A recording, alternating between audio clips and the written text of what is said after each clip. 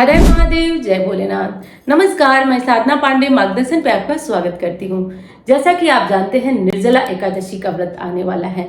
निर्जला एकादशी के व्रत को लेकर काफी दुविधा की स्थिति है कि 2 दिनों में व्रत पड़ रहा है। 6 तारीख को सामान्य जन का व्रत पड़ रहा है और 7 तारीख को जो हमारे संत महात्मा है उनका व्रत पड़ रहा है। तो हमें किस दिन का व्रत करना उत्तम होगा और किस दिन हमें व्रत करना चाहिए। तो जैसा कि आप जानते हैं कि ये व्रत भीषण गर्मी में आता है, प्रचंड गर्मी में आता है। मैं बार बार आपको ये चीजें बता रही हूँ, इसका मतलब कि आप इस बात को समझे।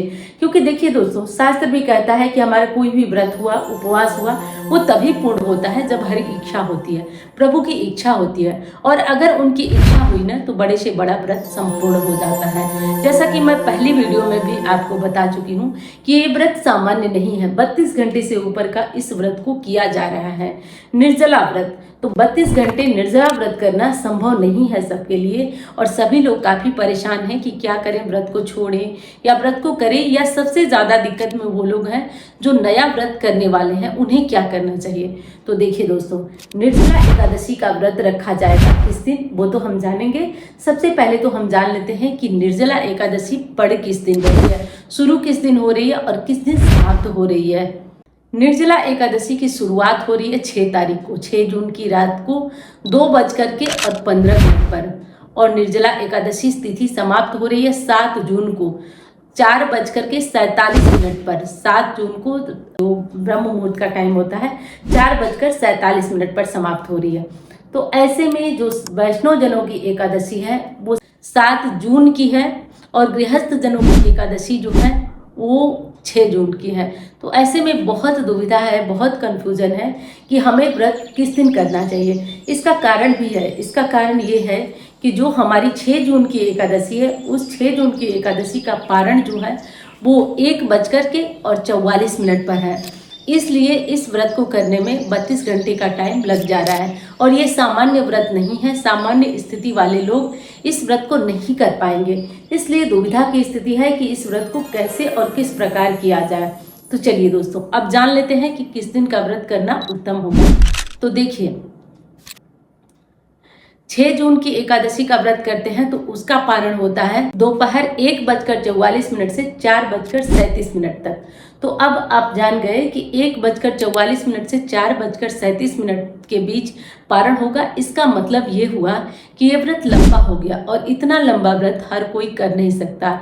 और ये जो एकादशी है जो 7 जून की है, इसका पारण सुबह हो जाएगा। सुबह 5:23 से 7:17 पर 8 तारीख को पारण हो जाएगा। तो ऐसे में 7 तारीख का व्रत आपके लिए उत्तम रहेगा, जिसमें कम आपको व्रत भी करना होगा और कम आप व्रत करिए और आप पुण्य फल प्राप्त कर सकते हैं। वैसे दोनों दिनों की एकादशी में आप किसी भी दिन की एकादशी का व्रत कर सकते हैं। दोनों में से दोनों एकादशी का व्रत आप कर सकते हैं। वैसे जो गृहस्थ जन है उनके लिए 6 जून की एकादशी उत्तम है, लेकिन आप अपनी शारीरिक स्थिति देख लीजिए, आप अपनी परेशानी देख लीजिए और तब जाकर के इस व्रत को करिए। इस व्रत को करने में जो पारण होता है वो बहुत विशेष होता है, क्योंकि अगर सही समय पे आप पारण नहीं कर पाए ना तो आपको किए गए संपूर्ण व्रत का फल आपका खत्म हो जाता है। इसलिए पारण को ध्यान में रखते हुए, जैसे जो लोग निर्जला व्रत करेंगे वो लोग अगर पानी सुबह पी लेते हैं, जैसे सुबह उठकर नहा धो करके पानी पी लेते हैं, तो उसी टाइम आपका पारण माना जाएगा।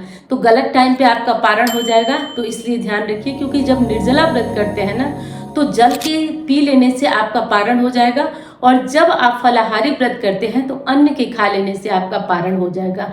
तो इसलिए इस विशेष बात का ध्यान रखिए कि आपको दोनों दिनों में से दोनों जो पारण का मुहूर्त था, दोनों एकादशी कब शुरू हो रही है, सारे मुहूर्त आपको बता दी। अब आपके ऊपर है कि आप कौन सा व्रत करना चाहते हैं, आप किस व्रत को कर लेंगे।